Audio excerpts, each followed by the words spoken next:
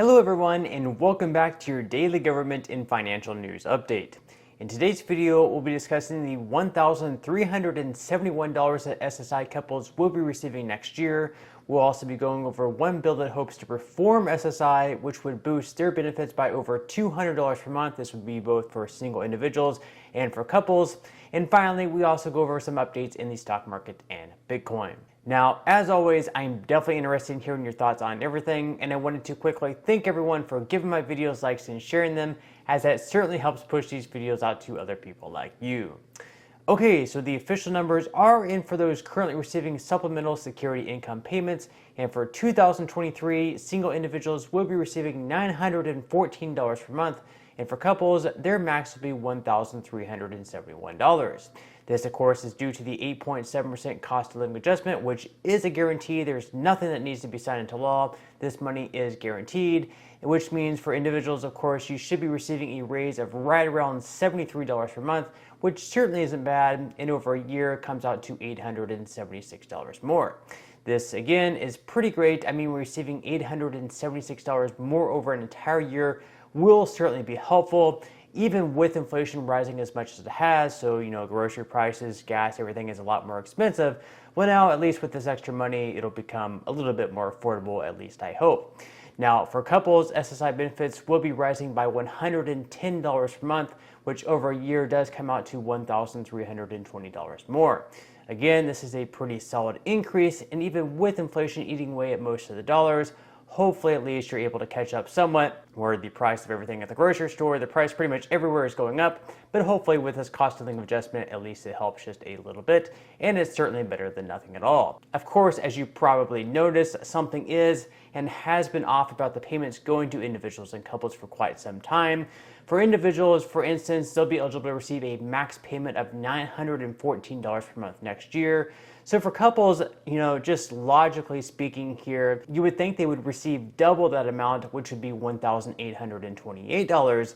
But instead, because SSI recipients are penalized for being married, each person in the marriage receives a pay cut of 25%. Therefore, a married couple only receives 1.5 times the benefit that an individual does.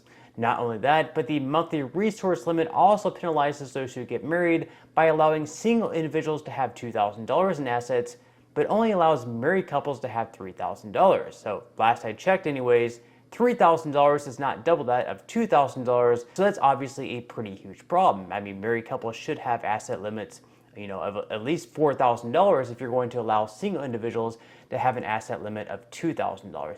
It just only makes sense. It's only logical. And being that for 60% of SSI recipients, the benefits are their only source of income, why wouldn't you allow couples to receive what they normally would as an individual?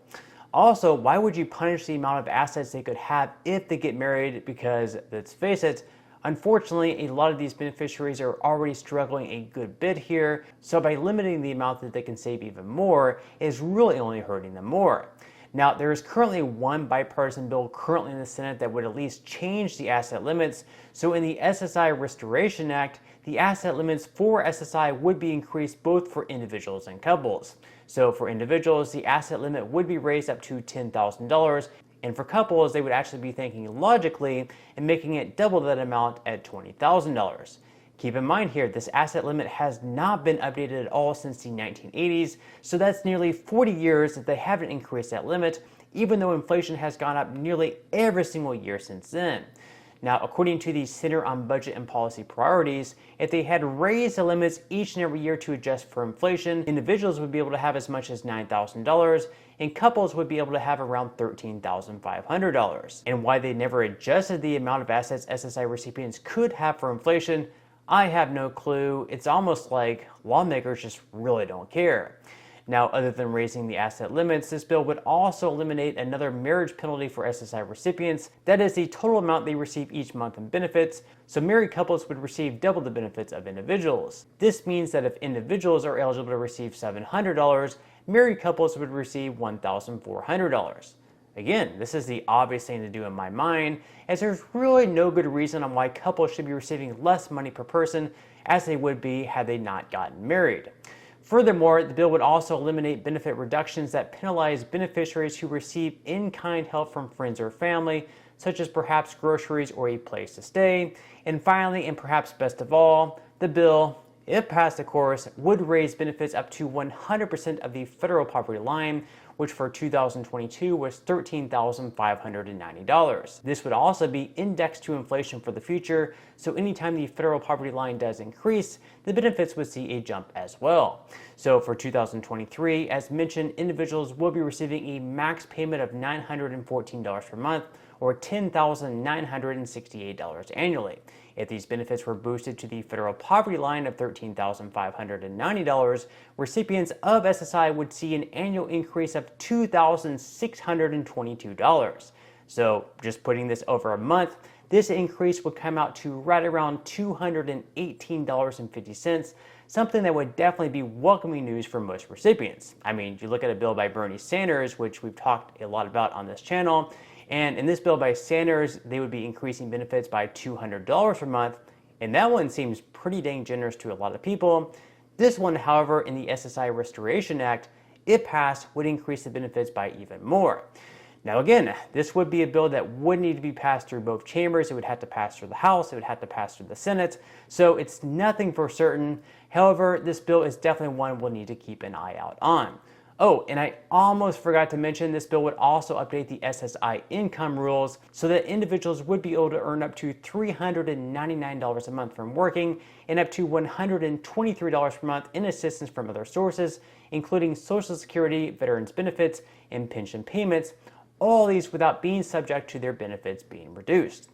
So again, I think this bill would really bring some really great changes for SSI beneficiaries, not just for couples who would finally be receiving the amount they deserve and not being penalized for getting married, but also for individuals who will also be receiving a lot more money on a monthly basis, in addition to being able to save a lot more of their earnings as well.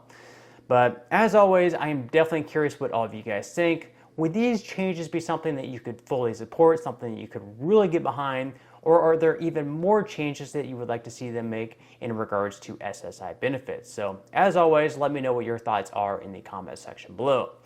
Okay, so now quickly moving into some money news before wrapping up today's video. Today, the stock market will once again be opening up, and so far, futures really aren't looking the brightest, with Dow futures currently in the red by 0.23%, S&P 500 futures down by 0.53%, and NASDAQ futures are also down in the red by 0.78%. Now, over the last day, Bitcoin hasn't really looked all that good either, dropping by another 2.89% and is now sitting in the low 16,000s. Now, earlier in the month, Bitcoin dropped briefly into the mid 15,000s, so we may once again see it test that new low, and if it dips even below that mark, we would have to go all the way back to November of 2020 to find Bitcoin below that, which is sort of where it began its bull run all the way up to $65,000. So it should be quite interesting to see where Bitcoin goes from here. Really, I could see it going either way, whether that be making another bull run to all-time highs, even above 65,000, perhaps 70 or 80,000, or on the other spectrum of things, it could continue to dip even further back down to where it was back in June of 2020, around the $10,000 per coin mark. Now, with that said, if you would like to receive up to 12 free stocks and $5 worth of Bitcoin, in the comment section below, I will leave a link where you can receive just that from my partner in Webull. And even if you don't feel like investing at this time for whatever reason, once you receive the free stocks, what you can always do is just sell them for what they're worth and then transfer that money right back to your bank account. So in total, you should be receiving a value of at least $50 or more. Some people have actually received over $3,000 in the past. So really, you can think of this as just some free extra money with just a few minutes of work. But on that note, I'm going to go ahead and wrap up this video. If you enjoyed the content in today's video and you would like to see more like it, make sure to give this video a like, subscribe to my channel, and also ring the notification bell. That way you will be the very first to be notified when I do release future videos. And until next time, I hope you all have a wonderful rest of your day, and I'll see you in the next video.